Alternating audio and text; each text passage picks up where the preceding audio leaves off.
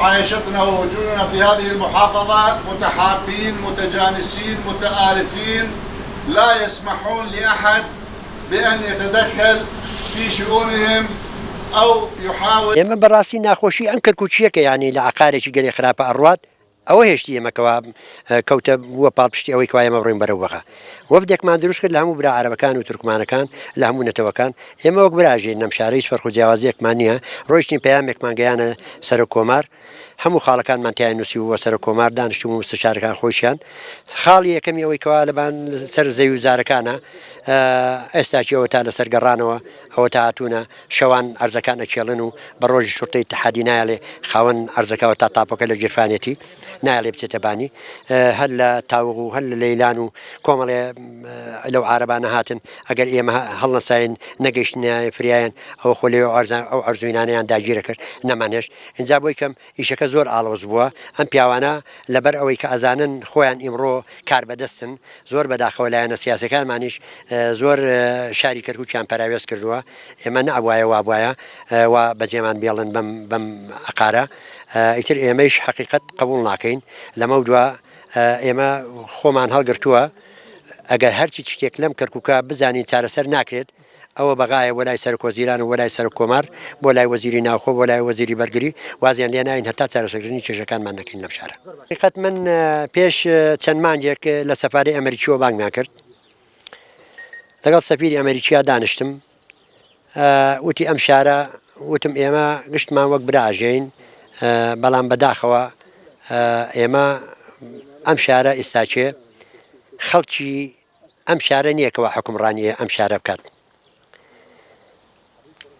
خەڵکی هاوردەیە ئێمە لەگەڵ ڕێزمانە بۆ هەرمویان بۆی کەم ئێمە قبول ناکەین مەثەن کەسانێ بگات لە دەرەوەی شار ئەم شارە حکمی ئەم شارە بکات وتی چیتان بۆ باشە بیکەن وتم ئێمە پێویستیمان بە فڕقەیەکی ئەسکەریە لەم شارە دروست بێت لە هەموو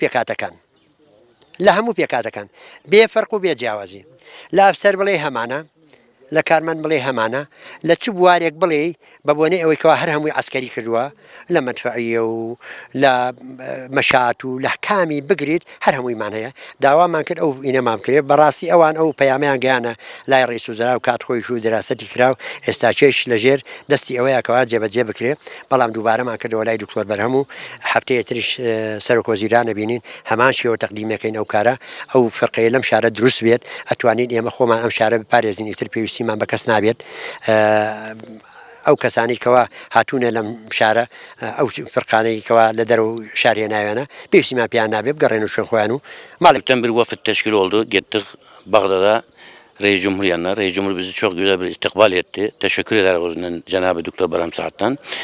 Körgün çok bir mecmua meşakilini bahsettik o yüzden. Bu aradi ziraiye mevzuların tayinatı, hadematı, her şeyi bahsettik. Hepsini not aldı adam bizden. İyi vaatler de verdi bize. İnşallah bu yakın zamanda dedi bu meşaklerin bir kısmını hallederiz. Aynı zamanda bizim için mev'id aldı Reis Vuzera'dan. Siz akşam saat 6-7'ydik Reis Vuzera'na. Ama bir telefon geldi işte oradaki bu işe kalkanlara. Tecil oldu açıkçası o bir gün akşam saat 6'ya. Ve bizim de arkadaşlarım bir kısmı benim iltizamatım var, bilmem neyim var. İşte herkes bir mahane taptı özüne. Tecil ettik o yüzden gelen haftaya. İnşallah gelen hafta gideriz. Reisat Vuzara'yla da görüşürüz. Bundan daha fazla inşallah meşakilin körgün halleder, naklederiz Cenab-ı Reis Vuzara'ya. Talep ederiz o yüzden. Yok bes alsın bizden kahibir al varak. İsteriz o yüzden bizim için halletsin bu yer meselesini, bu tayinat meselesini, bu hadematı. İdarası körgün, idarası çok ezgin bir idaradı. Yani edebilem diyeyim tamam. Rakan muhafızımız Arap'ta ama bütün Arapça da işlemir hele. Sadece biz öz ala işleri. Teşekkür ederim özünden de gerek böyle olmasın. Körkük kalk gerek körküğüne işlesin. Demezsin bu Arap'tı, bu Türkmen'di, bu Kürt'tü. Reis Vuzera'dan bir talabımız var inşallah geçecek oraya.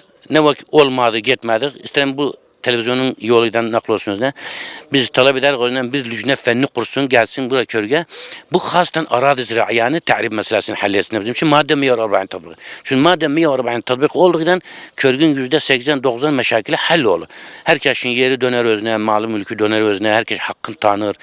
Eğer hak Arabın ise bu verirsin Arabı bir yerler. Biz de kılas olak özünden daha yok. Günde bir müşkile dağın, bir dava olsun. Burada 4 tane olsun, orada 5 tane olsun, orada meşakil olsun.